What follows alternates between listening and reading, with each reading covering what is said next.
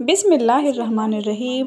दोस्तों, दुनिया में ऐसे बहुत से लोग होते हैं जो किसी न किसी बीमारी का शिकार होते हैं और उन्हीं बीमारी को जानने के लिए डॉक्टर सबसे पहले इन्हें अलग अलग तरह के टेस्ट करवाने की सलाह देते हैं, जिससे उनकी बीमारी का पता चल सके और उसके बाद उनका इलाज शुरू किया जा सके।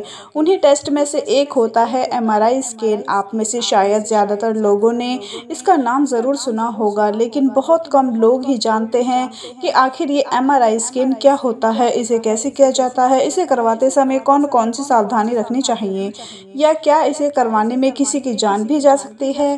तो अगर आपके मन में भी ये सवाल आ रहे हैं तो वीडियो को बिना स्किप किए एंड तक ज़रूर देखिएगा, क्योंकि हमारा आज का ये वीडियो इंटरेस्टिंग होने के साथ साथ काफ़ी नॉलेजेबल भी होने वाला है। तो चलिए और देर ना करके वीडियो को स्टार्ट करते हैं। सबसे पहले ये जानते हैं कि MRI स्कैन आखिर होता क्या है। MRI स्कैन यानी मैग्नेटिक रेजोनेंस इमेजिंग, इसे हिंदी में चुंबकीय अनुनाद इमेजिंग भी कहते हैं। MRI टेस्ट दरअसल वो टेस्ट होता है जिसमें कंप्यूटर बेहद ताकतवर चुंबक और रेडियो वेव्स का इस्तेमाल करके शरीर के अंदरूनी हिस्सों की तस्वीरें लेता है। बता दें कि MRI स्कैन आपके शरीर में मौजूद हाइड्रोजन प्रोटॉन के जरिए तस्वीर निकलती है। हमारे शरीर में अधिकतर मात्रा में पानी होता है और हमारे शरीर में MRI मशीन की रेडियो किरणें जब हाइड्रोजन के संपर्क में आती हैं तो वहां पर हाइड्रोजन स्पिन्स से एक इमेज बनती है, जिसकी मदद से आपके शरीर की परेशानियों का पता लगाया जा सके। इस टेस्ट में एक्सरे, सीटी स्कैन जैसी किसी दूसरे टेस्ट की तरह रेडिएशन या हानिकारक चीज़ों का इस्तेमाल नहीं किया जाता, और क्योंकि MRI स्कैन में चुंबक का प्रयोग किया जाता है इसलिए एक्सरे, सीटी स्कैन से बिल्कुल अलग होता है।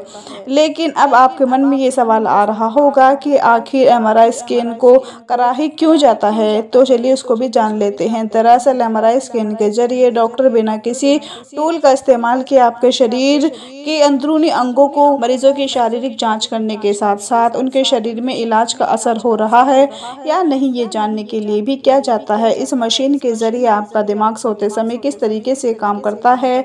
जब आप कुछ सोचते हैं या काम करते हैं तो उस समय आपका दिमाग का कौन सा हिस्सा ज़्यादा एक्टिव रहता है, आपके दिमाग की सारी हलचलों के बारे में या दिमागी परेशानियों जैसे स्ट्रोक, मस्तिष्क में ट्यूमर आदि के बारे में पता लगाया जा सकता है।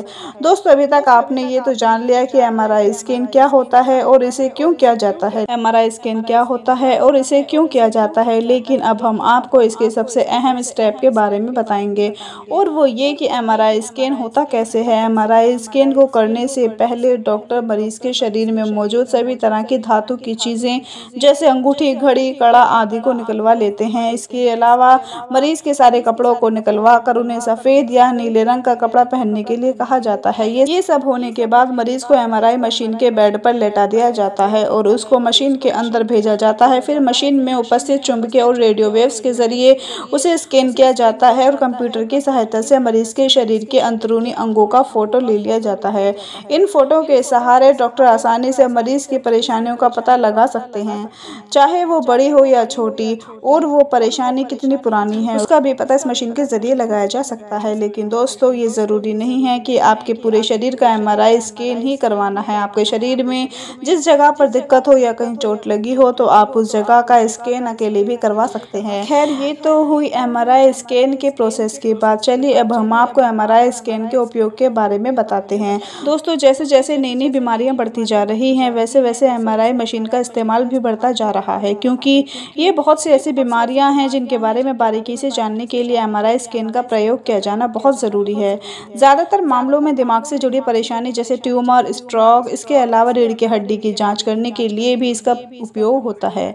MRI स्कैन का उपयोग शरीर के बाकी अंगों की जांच करने के लिए भी कर सकते हैं, जैसे शरीर की हड्डियों और जोड़ों की जांच, स्तनों की जांच या फिर दिल की जांच, साथ ही लीवर और गर्भाशय आदि की भी जांच इसकी मदद से की जा सकती है। लेकिन गर्भाशय की जांच के समय मरीज को डॉक्टर से अच्छे से सलाह ले लेनी चाहिए, क्योंकि MRI स्कैन के समय निकलने वाली रेडियो एक्टिव बेस गर्भ में पल रहे बच्चे के लिए खतरनाक साबित हो सकती है। अब हम आपको MRI स्कैन करवाने से पहले कुछ ज़रूरी बातें बता देते हैं जिन्हें जानना आपके लिए काफ़ी फ़ायदेमंद हो सकता है। जब आप MRI स्कैन करवाने जाएं तो आप एक बात का ध्यान रखें, अगर आपके कान, दांत और हड्डी में या फिर किसी एक्सीडेंट के समय में किसी भी प्रकार की धातु या लोहे की चीज़ का इस्तेमाल अगर हुआ है तो आप उसकी पूरी जानकारी डॉक्टर को ज़रूर दें। अगर आप पहले से ही किसी प्रकार की दवाई का सेवन कर रहे हैं या फिर आपने पहले कभी सर्जरी करवाई है तो उसकी भी जानकारी डॉक्टर को ज़रूर दें। सबसे ज़रूरी बात, एमआरआई मशीन जिस कमरे में होती है वहाँ धातु की चीज़ों को ले जाने की मनाही होती है, क्योंकि एमआरआई मशीन की चुंबकीय क्षमता बहुत ज़्यादा होती है और वह धातु की चीज़ों को अपनी ओर खींच सकता है, जिससे एमआरआई जांच करने में बड़ी दिक्कत आ सकती है। चलिए अब आते हैं इससे ज़रूरी सवाल पर, जिसका जवाब ज़्यादातर लोग जानना चाहते होंगे कि आखिर एमआरआई स्कैन करवाने में खर्च कितना आता है। ऐसे में इसका सही खर्च तो आपको हॉस्पिटल में जाकर ही पता चलेगा। हालांकि सरकारी हॉस्पिटल्स में एमआरआई जांच बाकी प्राइवेट हॉस्पिटल से कम खर्चे में हो जाती है और इस पर भी निर्भर करता है कि आप शरीर के एक हिस्से का एमआरआई करवा रहे हैं या पूरे शरीर का। लेकिन फिर भी अगर एक एवरेज अमाउंट की बात करें तो ये खर्चा तकरीबन 5,000 से लेकर 25,000 तक आ सकता है। वैसे हम तो आपको यही सलाह देंगे कि हेल्दी रहिए और हेल्दी रूटीन को फॉलो कीजिए, ताकि आपको कभी ऐसी किसी सिचुएशन का सामना ना करना पड़े। तो दोस्तों, ये थी हमारी एमआरआई स्कैन से जुड़ी कुछ बातें। हम उम्मीद करते हैं आपको हमारे इस वीडियो में एमआरआई स्कैन के बारे में काफ़ी कुछ जानने को मिला होगा। बाकी आपका इस पर क्या कहना है, या आप हमें कमेंट बॉक्स में कमेंट करके बता सकते हैं। आप अपना बहुत सारा ख्याल रखें, अपनी दुआओं में याद रखें। अल्लाह हाफिज़।